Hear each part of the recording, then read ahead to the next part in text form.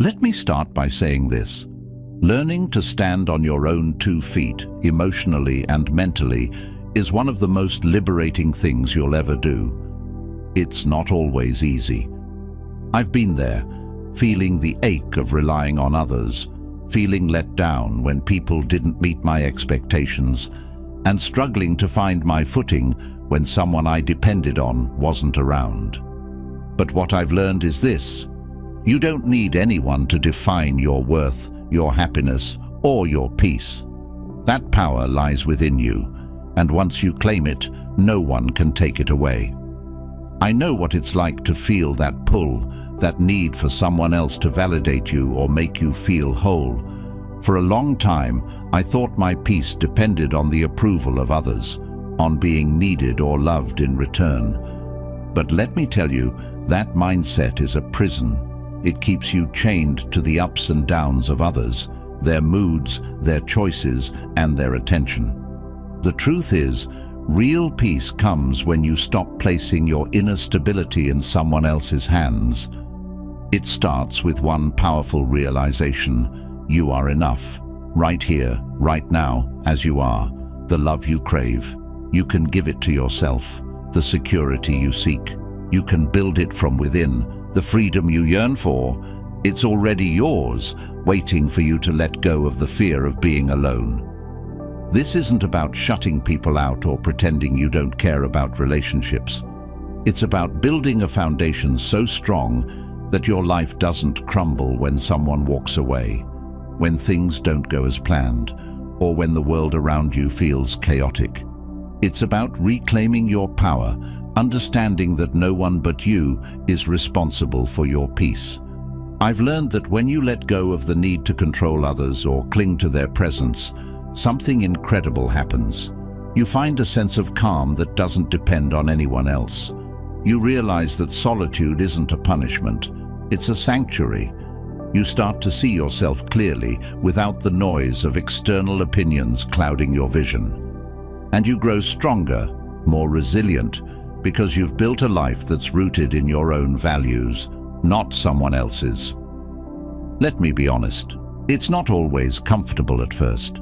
There will be moments when the quiet feels too loud or the stillness feels heavy, but those moments are where the magic happens.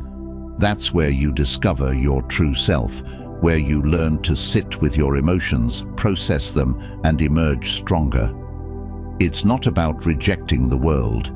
It's about finding your place in it without losing yourself. When you start to live this way, you'll notice a shift. You'll feel lighter, freer. You'll stop needing constant reassurance because you'll know deep down that you've got your own back. And that is a kind of peace no one can take from you. It's a peace worth fighting for. So let's begin. You're ready for this? Let me start by asking you something personal. Have you ever felt like the constant noise of life drowns out your own thoughts? Like you've been so busy keeping up with expectations, relationships, and responsibilities that you've lost touch with who you really are?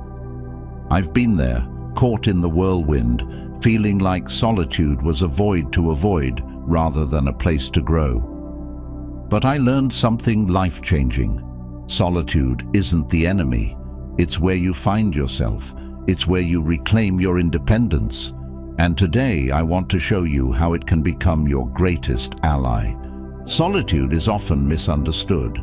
Many people think it's loneliness dressed up in a different name, but they couldn't be more wrong. Loneliness is about lacking connection, but solitude is about choosing it. It's about carving out intentional space in your life to be with yourself. When I first began this journey, I'll admit, it felt uncomfortable. The silence was unsettling at first, almost deafening. But then I realized that the discomfort wasn't from being alone, it was from facing myself. Solitude forces you to confront the thoughts, feelings, and truths you've been too busy or scared to address. There's a raw power in that confrontation. When you sit with yourself, really sit with yourself, you start peeling back the layers. You begin to see who you are beyond the roles you play for others. That was a wake-up call for me. I saw how much of my identity was wrapped up in other people's expectations. Solitude gave me the freedom to shed that, to ask myself, what do I want? What do I believe? Who am I when no one else is around? In solitude, you also gain clarity. The world is full of noise, constant distractions, opinions and influences pulling you in 1,000 directions. When you step away from it, even for a short while, you create space to think clearly. I started noticing how much of my energy was being spent on things that didn't align with my values. Solitude became the filter that helped me separate what truly mattered from what didn't. But solitude isn't just about clarity, it's also about strength. When you learn to be alone, you stop fearing it. There's a deep resilience that comes from knowing you can be your own company, that you don't need someone else to validate your existence or fill your time. I used to think that independence was about being able to do things on my own, but I realized it's about being at peace with myself, even when I'm alone. The Stoics had a profound understanding of this. They believed in finding inner tranquility by focusing on what you can control and letting go of the rest. Solitude is the perfect practice ground for this philosophy. When you're alone, you can't rely on distractions or blame external factors for your state of mind. You're left with yourself, your thoughts, and the opportunity to choose how to respond to them. One thing I've learned in solitude is the importance of self-reflection. It's not about overthinking or dwelling on the past. It's about observing your life with curiosity and honesty. I started keeping a journal, not to document my day, but to explore my thoughts. What am I feeling? Why am I feeling it? What can I learn from this? Those quiet moments of reflection became my anchor. They grounded me, helping me process emotions and make intentional decisions instead of reacting impulsively. Solitude also teaches you to slow down. In a world obsessed with productivity and speed, choosing to be still feels almost rebellious. But in that stillness, you find a deeper connection to life. I began to notice things I'd overlooked before: the sound of the wind, the way sunlight filters through the trees, the rhythm of my own breath. These might seem like small things, but they reminded me of the beauty and simplicity of just being alive. That's something you can only truly experience when you're not rushing from one distraction to the next. Another gift of solitude is creativity. Without the constant input of the outside world, your mind has the space to wander, to dream, to create. Some of my best ideas came to me in moments of solitude, walking alone in nature, sitting quietly with a cup of tea, or just letting my thoughts drift. It's in those moments that you connect with your inner well of creativity, unhindered by outside expectations or comparisons. I've also found that solitude strengthens relationships. It might sound counterintuitive, but when you spend time alone, you come back to your relationships with a clearer sense of who you are and what you want. You stop seeking validation from others because you've already found it within yourself. This creates healthier, more authentic connections. When you're not clinging to someone out of fear of being alone, you can appreciate them for who they are, not what they provide. Solitude is a practice, one that requires patience and commitment. Start small. Spend 10 or 15 minutes a day in quiet reflection. Put away your phone, turn off the TV, and just be with yourself. It might feel awkward at first, but over time, it becomes something you crave, a sanctuary from the chaos of life. For me, solitude has become a source of empowerment. It's where I reconnect with my values, recharge my energy, and realign my path. It's not about shutting out the world, but about creating a space where I can hear my own voice amidst the noise. It's a reminder that my worth, my peace, and my happiness aren't dependent on anyone else. They're within me. When you embrace solitude, you embrace yourself. You stop running from the discomfort of being alone and start finding strength in it. You learn that independence isn't about isolating yourself. It's about building a life where your sense of self is unshakable, no matter who comes or goes. And that kind of independence is the foundation of true peace. Solitude teaches us that we can stand strong on our own, but there's another layer to this freedom that we need to explore. It's the art of letting go. If solitude is where you discover yourself, detachment is where you release what holds you back. For me, this was a game changer. There's a quiet liberation in realizing that you don't need to cling to anyone or anything for peace. And yet, detachment isn't about shutting yourself off or caring less. It's about caring wisely. It's about holding life with open hands, not clenched fists. Let me walk you through what I've learned about mastering detachment and how it can transform your life. Detachment begins with understanding control, what you can and cannot influence. For the longest time, I thought I could manage people's opinions of me, outcomes of situations, even the way life unfolded. But the harder I tried to control these things, the more they slipped away, leaving me frustrated and drained. Then I came across this Stoic principle: some things are up to us and some things are not. These words shook me because they were so simple, yet they carried profound truth. When you let go of the illusion of control over things that are external, like other people's actions or the results of your efforts, you free yourself from unnecessary suffering. Letting go doesn't mean you stop caring. It means you focus your care on what truly matters. For me, this shift started with small steps. I stopped overanalyzing every conversation, stopped trying to predict how others would respond, and instead focused on what I could bring to the table. If someone misunderstood me, I'd ask myself, did I communicate clearly and with kindness? If the answer was yes, then I let it rest. Their reaction was no longer my burden. This approach didn't make me indifferent, it made me deliberate. It helped me see that I could still show up fully while releasing the need to control outcomes.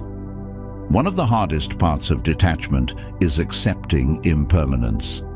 Everything in life, relationships, circumstances, even emotions, has a season. Holding on to something long after its season has passed only prolongs the pain. I learned this the hard way when I clung to a relationship that had clearly run its course. I was so afraid of letting go that I ignored the fact that staying was causing more harm than good.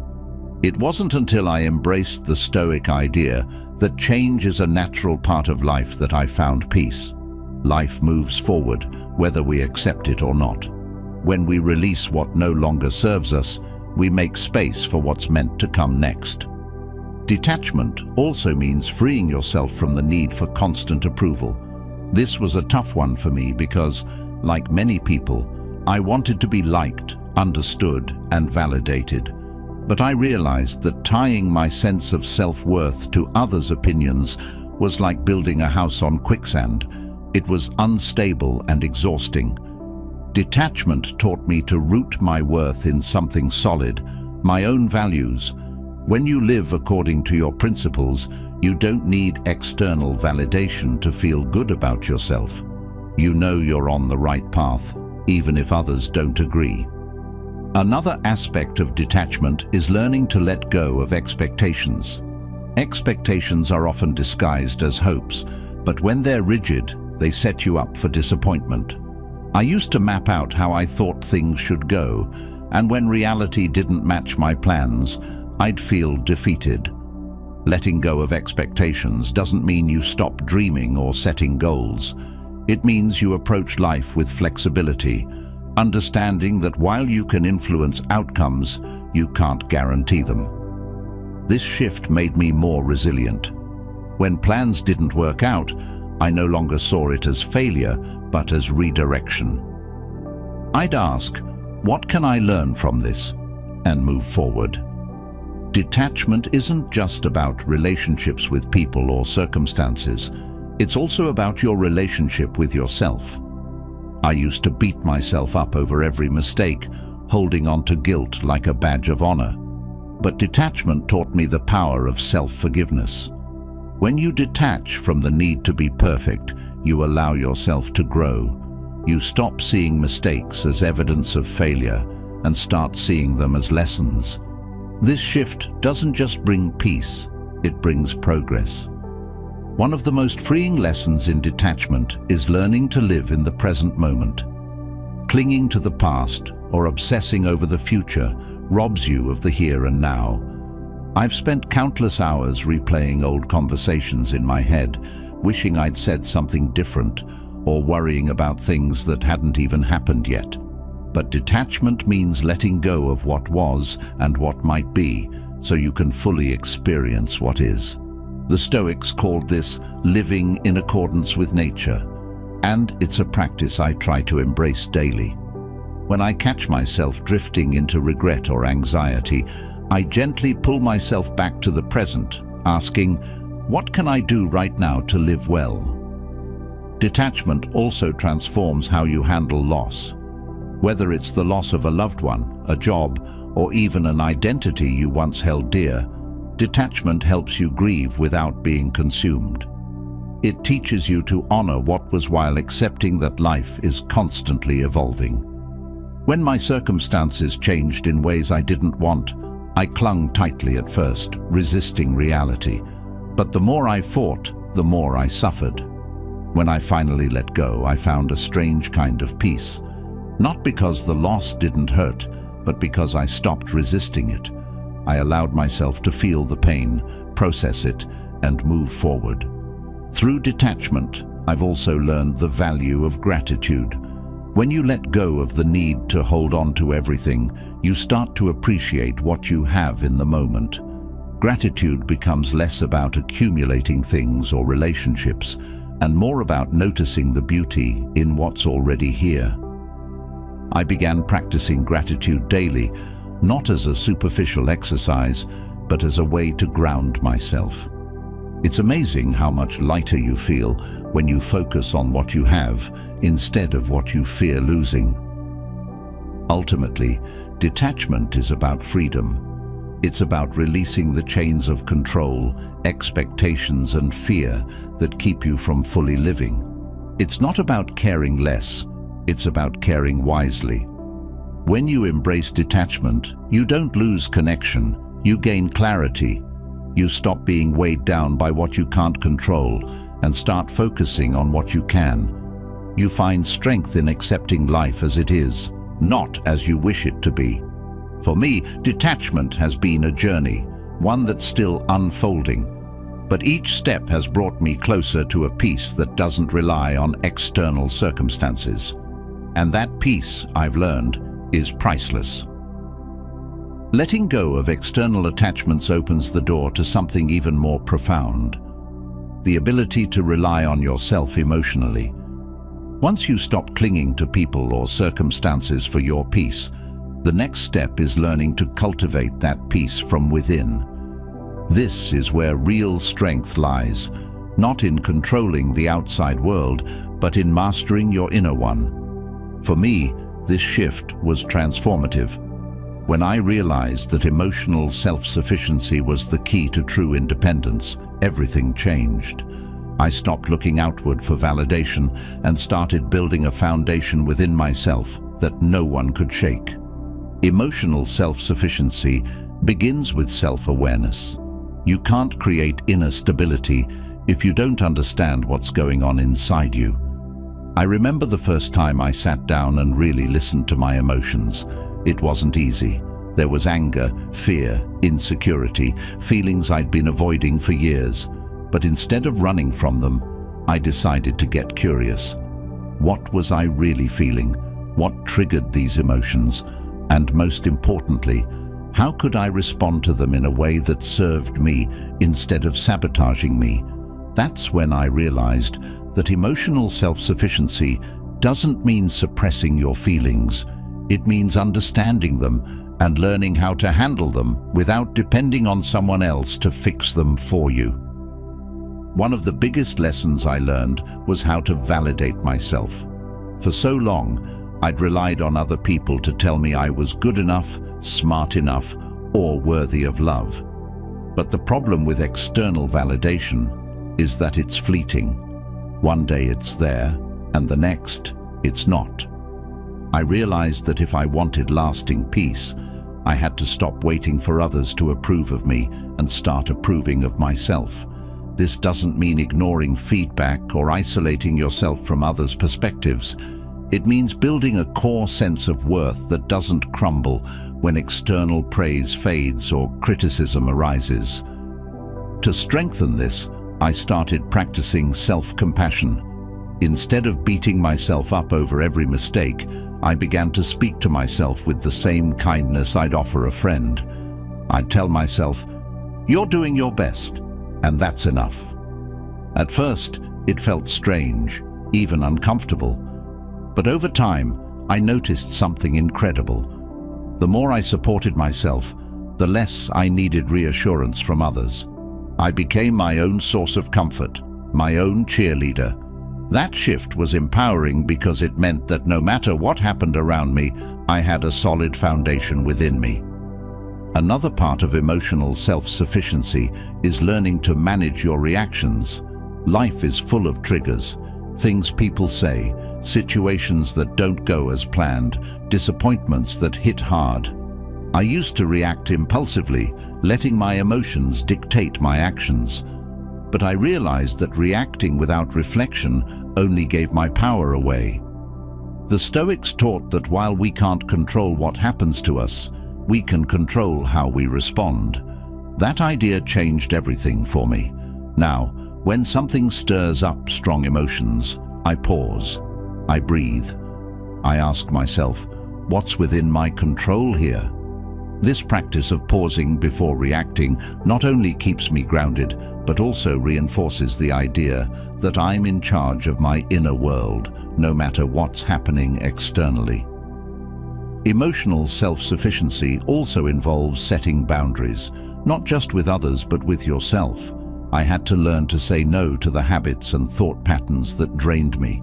For example, I used to overthink every little interaction, replaying conversations in my head and worrying about how I came across. But overthinking is like quicksand. The more you struggle, the deeper you sink. To break free, I started asking myself, is this thought helpful? Does it serve my peace? If the answer was no, I'd let it go. It wasn't easy at first, but with practice, I became better at choosing thoughts that built me up instead of tearing me down. Building emotional self-sufficiency also means finding healthy ways to process your feelings. For me, journaling became a lifeline. Every day, I'd write about what I was feeling, what triggered those feelings, and what I could learn from them. This simple habit helped me make sense of my emotions and see patterns that I hadn't noticed before. It also gave me a safe space to express myself without fear of judgment. Over time, journaling became more than just a tool. It became a ritual of self-care, a way to check in with myself and stay connected to my inner world. Gratitude was another practice that helped me build emotional independence. When you're constantly looking for validation or fulfillment outside yourself, it's easy to overlook the good that's already within you and around you. By taking a few minutes each day to reflect on what I was grateful for, I shifted my focus from what I lacked to what I already had. This didn't just make me feel happier, it reminded me that I was capable of creating my own joy, regardless of external circumstances.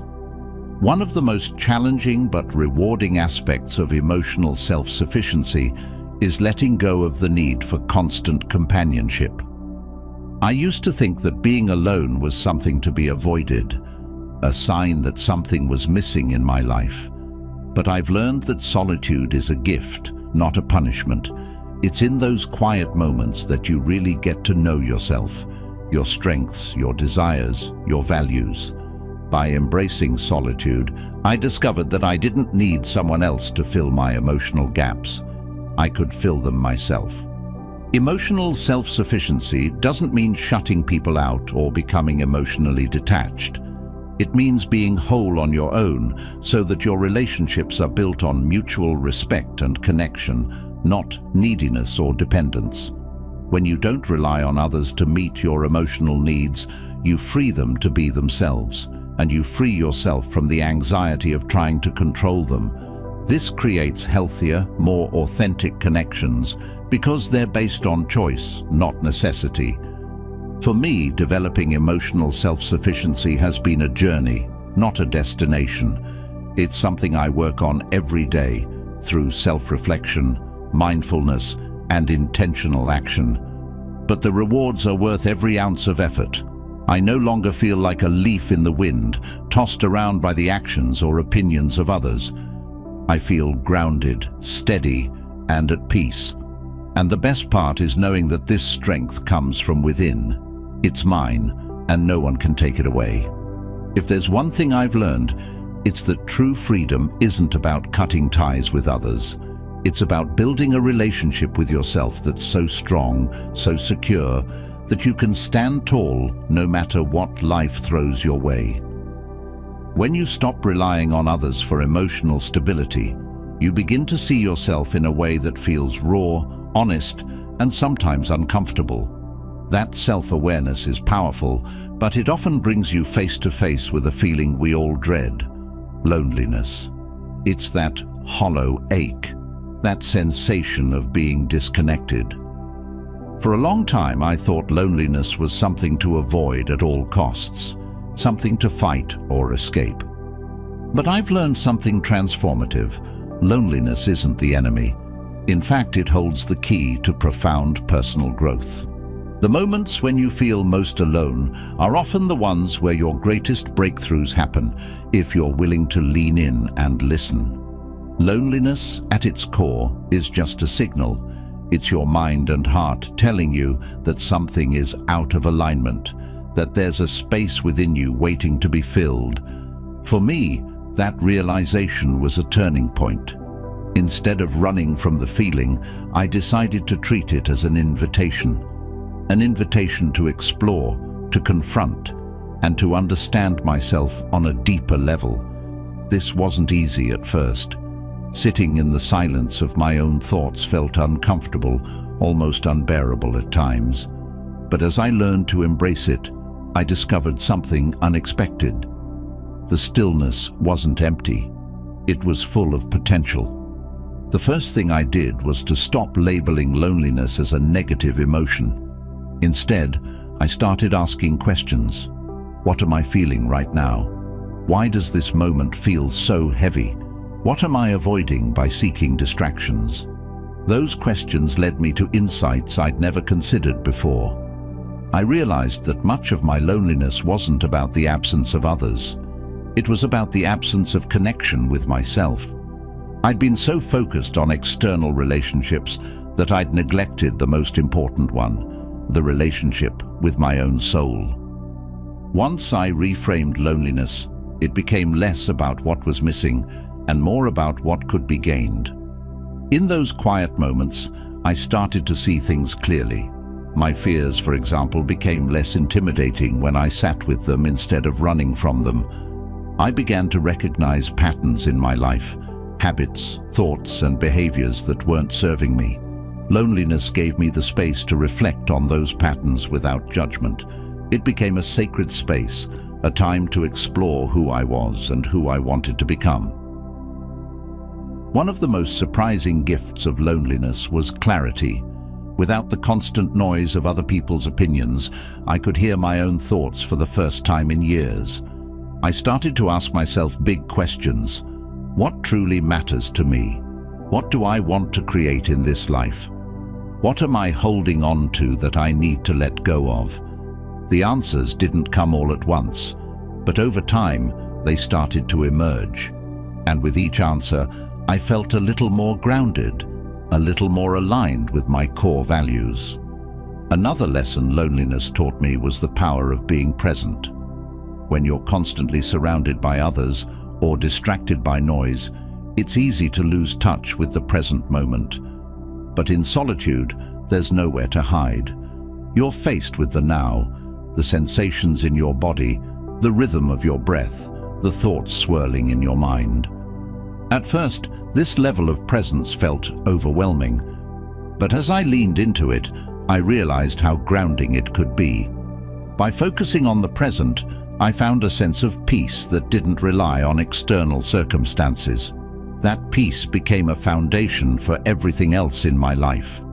Loneliness also forced me to confront my fears.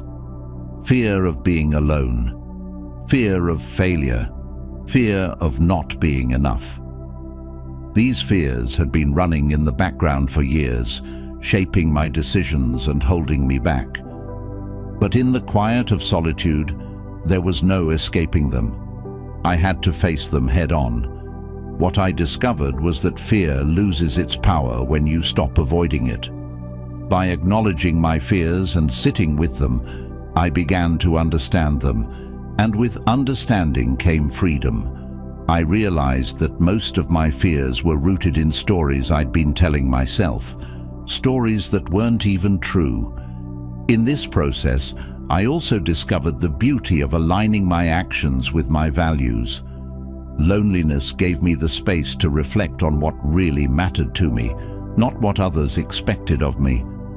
I started making choices that felt authentic, even if they didn't align with societal norms or other people's expectations. This wasn't always easy, but it was deeply fulfilling. Every decision I made from a place of alignment brought me closer to the person I wanted to be. Another unexpected benefit of loneliness was creativity. Without the distractions of constant interaction, my mind had the freedom to wander, to dream, and to create.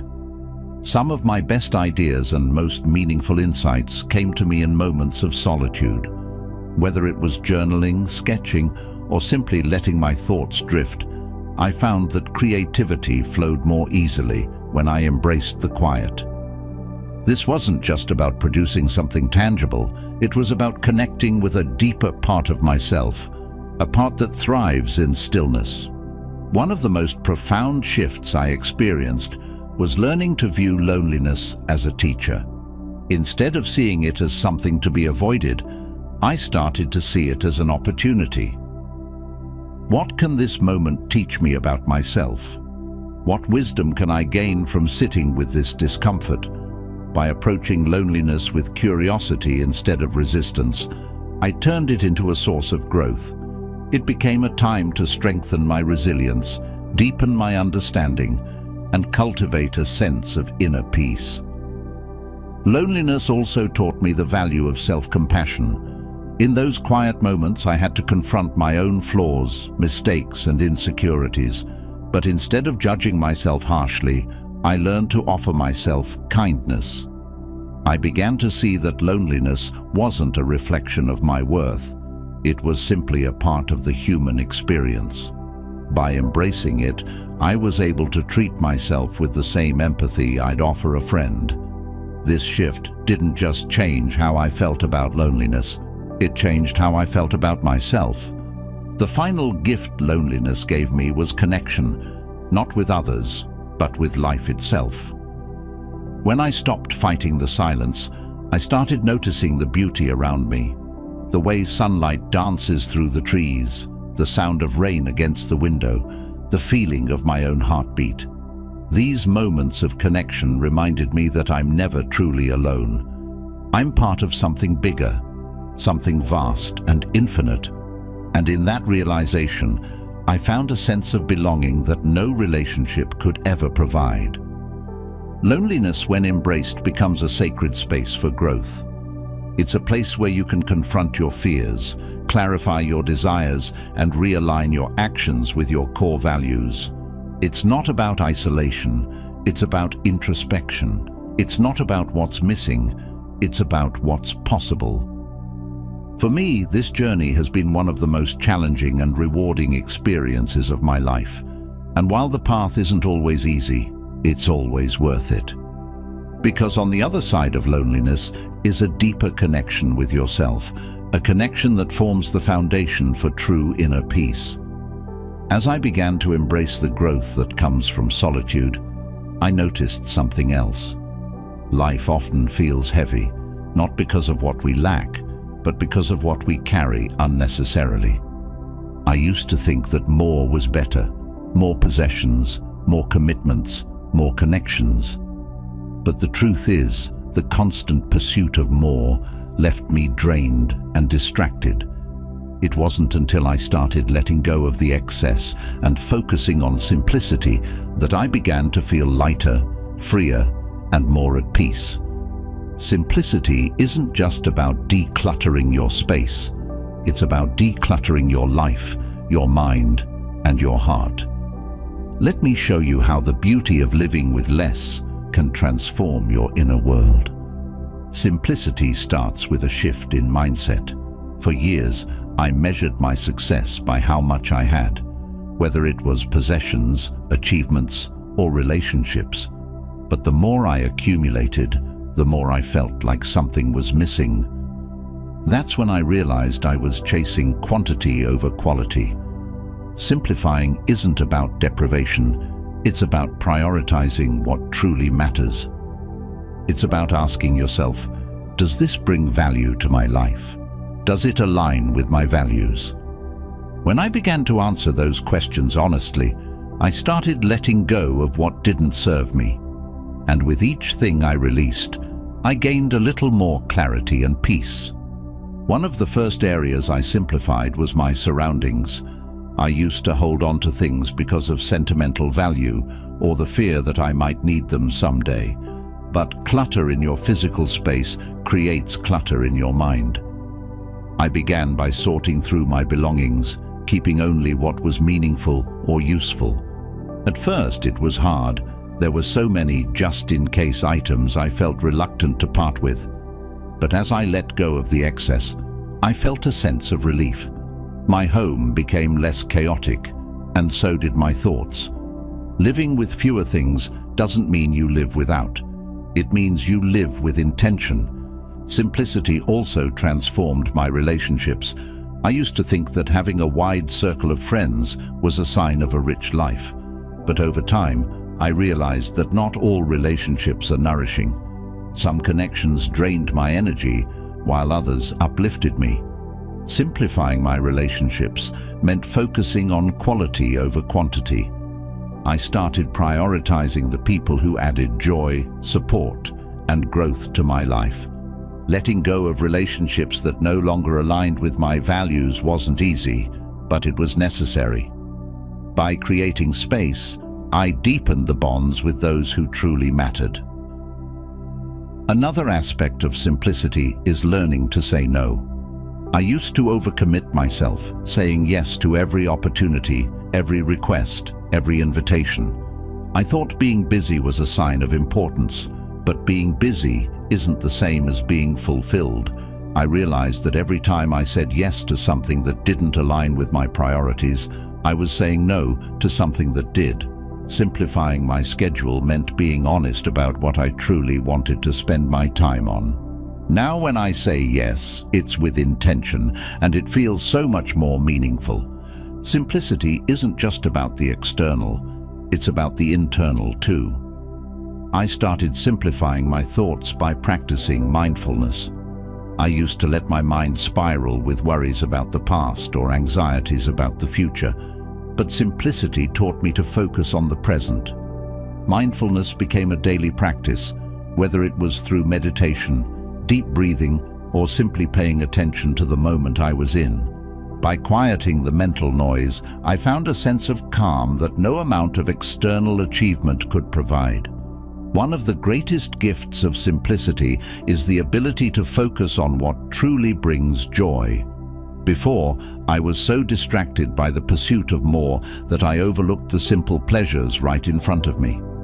A walk in nature, a heartfelt conversation, a quiet cup of tea. These moments hold so much beauty when you take the time to notice them. By simplifying my life, I began to appreciate the richness of these small experiences. They reminded me that happiness isn't found in grand gestures or extravagant possessions. It's in the quiet, meaningful moments. Simplicity also helped me redefine success. I used to equate success with external markers, titles, income, recognition. But those things, while nice, didn't bring the lasting fulfillment I was seeking. Simplifying my goals meant aligning them with my values. Instead of chasing what looked good on the outside, I focused on what felt good on the inside. This shift didn't mean giving up ambition. It meant pursuing goals that truly mattered to me. And in doing so, I found a deeper sense of purpose. As I simplified, I also discovered the power of gratitude. When you strip away the distractions, you start to see how much you already have. Gratitude isn't about ignoring challenges or pretending life is perfect. It's about recognizing the blessings in the midst of it all. I began keeping a gratitude journal, writing down 3 things I was thankful for each day. This simple practice shifted my perspective. Instead of focusing on what I didn't have, I celebrated what I did. And that mindset brought a sense of abundance I hadn't felt before. Simplifying also means letting go of comparison. I used to spend so much energy comparing myself to others, what they had, what they accomplished, how they lived. But comparison is the thief of joy. Simplifying taught me to focus on my own path, to measure my success by my own standards, not someone else's. When you stop comparing, you free yourself to fully embrace your own journey, and that freedom is priceless.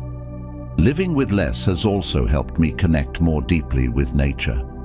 When I simplified my life, I found myself drawn to the outdoors. There's something grounding about being in nature, about feeling the sun on your skin or the earth beneath your feet. Nature has a way of reminding you what's essential. It teaches you to slow down, to breathe, to be present. Those moments in nature became a form of meditation for me, a way to reconnect with myself and the world around me. The beauty of simplicity is that it's a practice, not a destination. It's not about achieving a perfect minimalist lifestyle. It's about continuously choosing what adds value and letting go of what doesn't. For me, this journey has been deeply transformative. By embracing simplicity, I found more clarity, more joy, and more peace. It's not always easy to let go of the things we think we need, but the freedom and fulfillment that come from living with less are worth it. Simplicity has taught me that life isn't about how much you have, it's about how fully you live. As we wrap up, let me leave you with this. The journey to inner peace isn't about cutting yourself off from the world. It's about reconnecting with yourself in the most profound way. From embracing solitude to mastering detachment, from building emotional self-sufficiency to finding joy in simplicity, each step is a piece of a larger puzzle that leads to a life of true independence and calm. These are the tools that have transformed my life, and I know they can transform yours too. Learning to live without relying on anyone doesn't mean you stop caring or connecting. It means you build a foundation so strong within yourself that no external event, no person, no setback can shake your inner stability. It's about becoming whole on your own, so you can show up in your relationships and in life with clarity, strength, and purpose. Now, I want to hear from you. Which of these secrets resonated with you the most? What's one thing you're going to take away and start practicing today? Drop a comment below. I'd love to know how you're taking this journey for yourself. And if you found value in this, don't forget to subscribe to the channel. We're building a community of growth, resilience, and purpose. And I'd love for you to be a part of it. Let's keep walking this path together. Thank you for spending your time with me, and I'll see you in the next one.